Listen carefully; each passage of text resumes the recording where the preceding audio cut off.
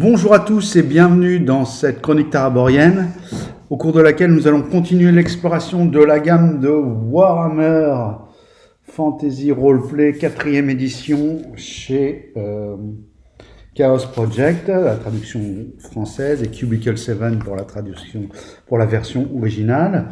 On est toujours sur le même type d'ouvrage. Moi, j'aime beaucoup toujours leur couverture. On est bien raccord avec l'univers. Ici, vous avez le plan d'une ville, pour ne pas dire d'Aldorf. Alors, ça fait un peu doublon avec le tome sur la cité d'Aldorf. On va regarder un petit peu ce qu'on attend dans ce tome de magie. Alors, il faut savoir que ça a été fait pour... parce qu'en fait, beaucoup de gens trouvaient, y compris dans les gens qui éditent la gamme, que le système de magie sur cette version 4 c'était pas très clair, c'était un peu... Voilà. Donc là, on est revenu à quelque chose, vous allez voir, beaucoup plus... c'est beaucoup plus... voilà, direct, et c'est ça voilà. Il y a beaucoup de choses qui sont, entre guillemets, simplifiées, en tout cas éclaircies. Si bien que, alors, je n'ai pas encore testé, mais de ce que j'ai pu avoir comme retour de joueurs anglais qui disposent de ce tome depuis plus rapidement que nous, puisque là, il vient à peine de sortir en traduction française, et apparemment, beaucoup avaient carrément switché directement sur cet ouvrage-ci. Alors, on commence avec un chapitre qui s'appelle « Un vent de réforme ». Voilà, un petit peu sur les justificatifs. Vous savez que à Warhammer, comme beaucoup de choses, c'est un jeu où il y a vraiment une intrication assez complexe, enfin pas complexe, mais assez importante entre les règles, les phénomènes de règles, et puis l'univers. L'univers est vraiment très important. Et bien là, encore une fois, on vous explique en fait que dans les temps anciens, les habitants de l'Empire fuyaient la magie qu'ils trouvaient fondamentalement mauvaise. Il restait quelques magiciens sauvages en fait qui essayaient de trouver un petit peu la sécurité en fuyant les villes, dans les campagnes, afin de ne pas tomber dans les griffes des répurgateurs. Hein. Vous savez, ces espèces d'inquisiteurs à la Bernard Guy qui ont pour but de limiter la magie. Et puis en 2302, CI, durant l'époque de la Grande Guerre contre le Chaos, lorsqu'une armée de maraudeurs venus du Nord balaya le Vieux Monde, cette horde représentait un danger si terrible que les humains et les elfes et les nains allièrent leurs efforts pour la braver. À la demande de l'empereur de l'époque, Magnus le Pieux, le célèbre, Teclis, le plus talentueux des sorciers aux elfes, se rendit dans l'Empire. Il y chercha des sorciers de villages fugitifs et leur enseigna des sorts de feu et d'éclairs rudimentaires. Il leur expliqua que toute la magie provenait du chaos et qu'elle était toujours viciée, mais pouvait être contrôlée par des praticiens entraînés. Il démontra également que les 8 sources de vent soufflaient depuis le royaume du chaos, alimentant en énergie les pratiques magiques différentes. Les Sigmarites fidèles furent outrés par l'indulgence de Magnus envers les adeptes de la sorcellerie, mais Teclis se montra convaincant. Cette nouvelle génération de sorciers joua un rôle crucial dans la défaite de la horde du chaos, après quoi Magnus fut couronné empereur de la terre de Sigmar. Lors de son ascension au trône, il demanda à Teclis de créer une institution pour former les sorciers. Les collèges de magie furent érigés à Aldorf, d'où le plan de la ville, où le sorcier ou elfe fonda une école de magie spécifique pour chaque vent. Il estimait les humains capables de maîtriser les 8 vents de magie, mais aptes à apprendre les bases d'un seul, incapables de maîtriser les 8, mais aptes à en apprendre un seul, sur les bases d'une seule grâce à voilà. Et à apprendre les bases d'un seul, grâce à un apprentissage consciencieux. Excusez-moi, je peux être très clair. Voilà. Aujourd'hui, chaque collègue siège à l'un des 8 ordres de magie de l'Empire. Il enseigne chacun une sorcellerie différente, bien que ce sont toutes ces facettes issues de la même source redoutable, le chaos. Alors, vous voyez, c'est un petit peu ce que je vous expliquais. Toujours dans qui découle en fait de l'univers, comme l'ennemi c'est le chaos. Du coup, la magie provenant du chaos a été bannie. Vous voyez, tout ça est très... tout ça fait que ça présente un univers qui est, au-delà d'être savoureux, il est surtout très, très logique et voilà. Et du coup, ça coule tout seul, ça coule de source. Ce qui n'est pas le cas avec certains jeux où il y a des concepts qui sont comme ça, intriqués dans les règles et qui correspondent à rien. Alors, on va regarder maintenant le sommaire, un petit peu qu'est-ce qu'on a. Alors, Un premier chapitre, conte de sorcellerie, l'histoire, le savoir et la pratique de la magie dans l'Empire. Voilà. Révision des règles d'incantation, donc des nouvelles règles. Révision et nouvelles règles d'incantation, page 19. Les nouveaux sorts d'arcane, la magie rituelle, les nouvelles activités. Ensuite, un chapitre sur les travaux arcaniques, nouvelles compétences d'arcane et les nouvelles carrières. Nouvelles carrières, alchimiste ordinaire, bedeau, devin, magister vigilant, augure, psychométrie, alchimie, pardon.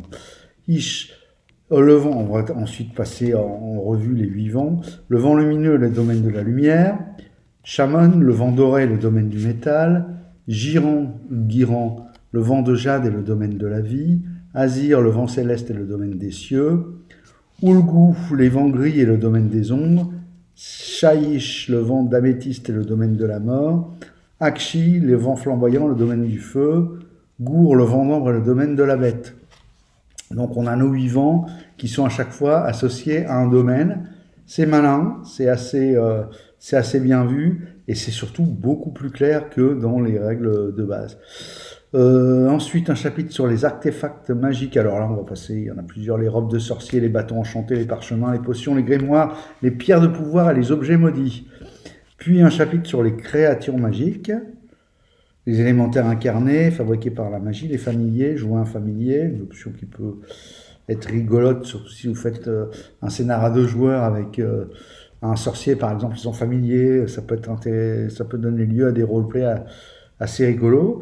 Les vents à l'œuvre, donc là, ligne de force et les pierres gardiennes, le grand vortex, la forge des notes. Bon, là, on est quand même dans des choses plus qui sont surtout réservées aux maîtres de jeu et peut-être à dévoiler en scénario ou en campagne pour les joueurs. Némésis et aventures magiques. Voilà.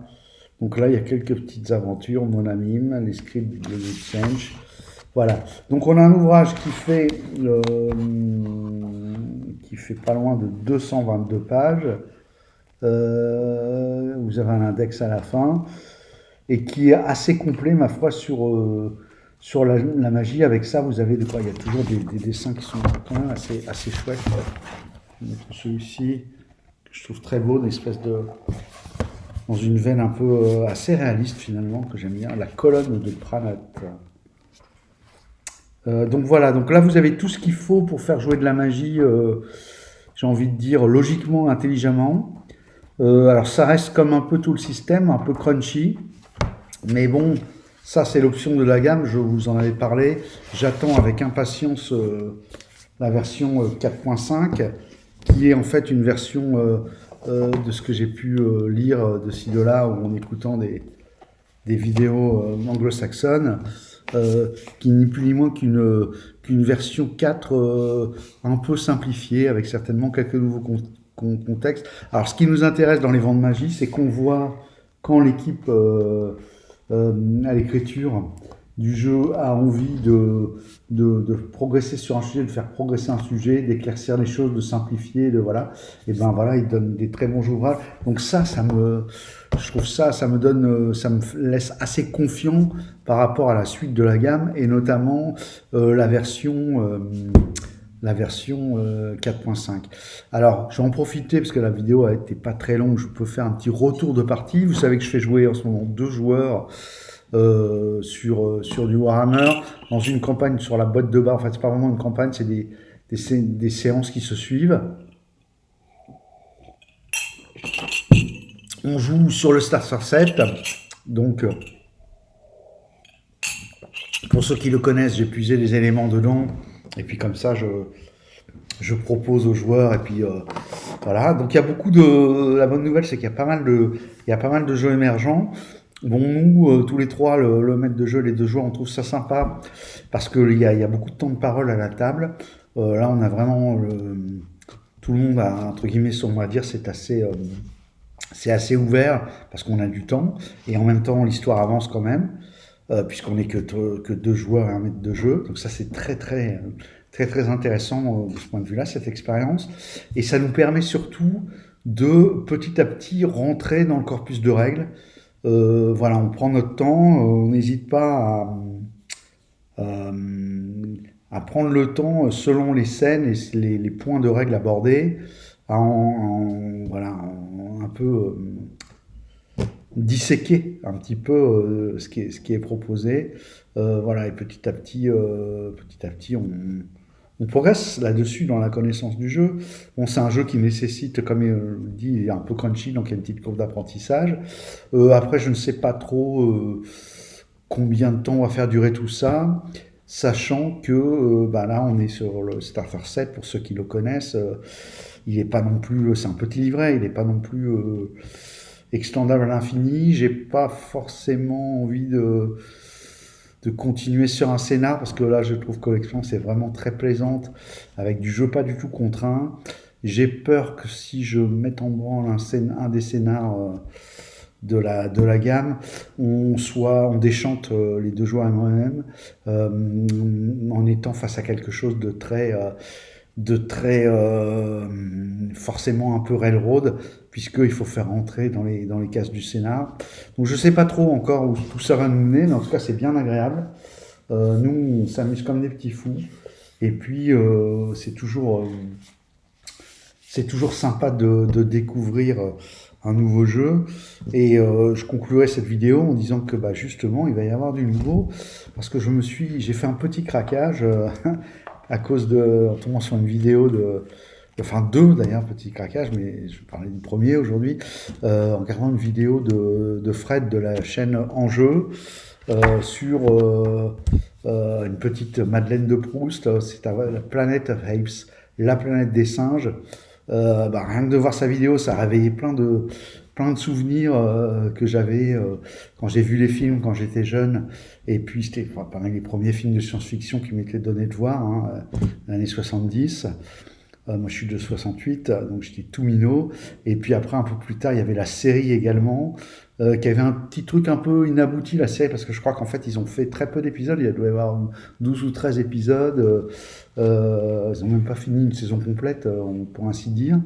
Et du coup, c'était toujours, on se demandait où ça voulait nous amener, et chacun essayait de remettre en place les pièces du puzzle par rapport au film. Il y a 5 films, et puis après il y a les nouveaux films qui moi, me plaisent un peu moins, les nouveaux films. Mais en tout cas, voilà, le jeu est sorti chez Magnetic Press, et voilà, du coup en anglais, hein, pour l'instant il n'y a pas de traduction prévue. Et j'ai décidé d'acheter la version slipcase, où donc il y a un ouvrage de règles, et un deuxième ouvrage qui fait un peu ouvrage plus pour le maître de jeu, avec du background, et surtout qui fait un peu le lien entre tout ce qui est sorti comme matériel hors jeu de rôle, et ça permet un peu d'avoir des réponses sur pas mal de choses, et de pouvoir un peu rédiger ces scénars, voilà. Et j'ai hâte. C'est du système, pour ceux qui connaissent Star Wars première édition au D6, c'est du West End Games, le système. Donc c'est du système D6. Donc ça, c'est aussi une Madeleine de Proust, poupée russe, Madeleine de Proust dans la Madeleine de Proust. Donc ça devrait être très sympa. Et puis voilà. Et puis on est sur un axe. Moi, je pense qu'il y a des choses à faire jouer en Planète des Singes, parce que l'univers il est terrible. D'ailleurs, je me rappelle de la série, les mecs, il leur arrivait toujours des trucs complètement délirants, et desquels ils devaient sortir à chaque épisode, voilà.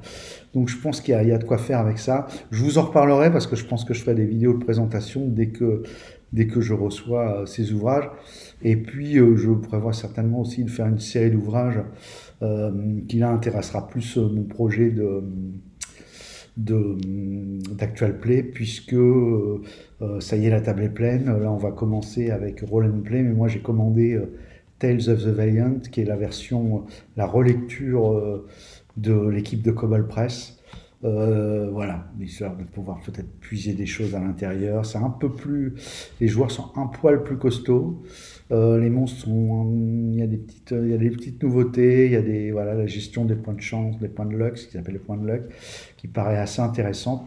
Donc bon, voilà, il n'est pas dit qu'à un moment on switche pas pendant l'Actual Play, ou peut-être avec une autre table d'ailleurs là-dessus, puisqu'en fait ça reste de la 5e, donc on peut jouer dans l'univers. En tout cas, j'ai pas encore de date à vous proposer. Les 3 joueurs ont été recrutés, les 3 joueurs achevé, ça y est, ils mettent la dernière main aux petits détails sur leurs personnages, comme leurs éventuels contacts, donner deux, trois cacahuètes, que je puisse éventuellement en prendre quelques-unes, broder dessus, alors peut-être pas dès le premier actual play, mais pourquoi pas. Et puis on va pas tarder à se lancer. De mon côté, le scénar est prêt. Je dois encore caler des petites choses au niveau technique pour faire des essais sons. Également avec la personne qui va masteriser pas masteriser, pardon, qui va sonoriser la partie. Voilà, en tout cas, ça avance. Pas d'impatience. Ce sera fait, je pense, prochainement. Je pense même que ça va être tourné avant l'été et diffusé. Alors après, je vais saucissonner peut-être un épisode tous les 15 jours, ou ça dépend. On va voir un petit peu, peut-être un épisode chaque semaine. Voilà. Quoi qu'il en soit, c'est en bonne voie et en tout cas, c'est bien sympa à réaliser. Sur ce, je vous souhaite un bon moment après cette vidéo. Je ne sais pas, ce sera le soir, le matin, l'après-midi, la nuit. Voilà, je vous dis à bientôt et au revoir.